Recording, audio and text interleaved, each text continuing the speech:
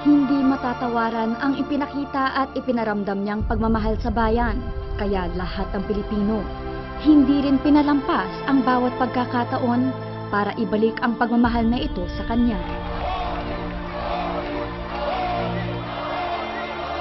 Nabalot ang lahat ng kalungkutan at pagluluksa nang pumanaw si President Corazon Aquino noong August 1. Mula sa kanyang burol hanggang sa paghatid sa kanyang huling himlayan, muling nagkaisa ang mga Pilipino na hindi umalis sa kanyang tabi. Ngayon, sa ika-40 araw matapos ang kanyang paglisan, ang kanyang alaala nananatiling buhay sa puso at isipan ng lahat ng Pilipino. Hanggang ngayon, walang tigil ang pag-ulan ng mga napakaraming tribute at parangal para sa kanyang alaala at sa hindi makalilimutang kontribusyon niya sa bayan. Siya ang ina ng bayan na nagsilbing liwanag para muling magkaisa ang mga Pilipino.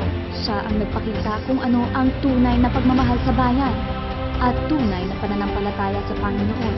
Siya ang matapang na lumaban para sa kanyang pamilya at para sa bansa. At ang bayan, kailanman hindi siya iniwan.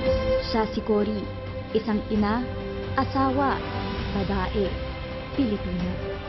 Ngayong gabi, patuloy natin bubuhayin ang kanyang alaala. Ito ang Cory Aquino, isang pagunta, ang SNN Special.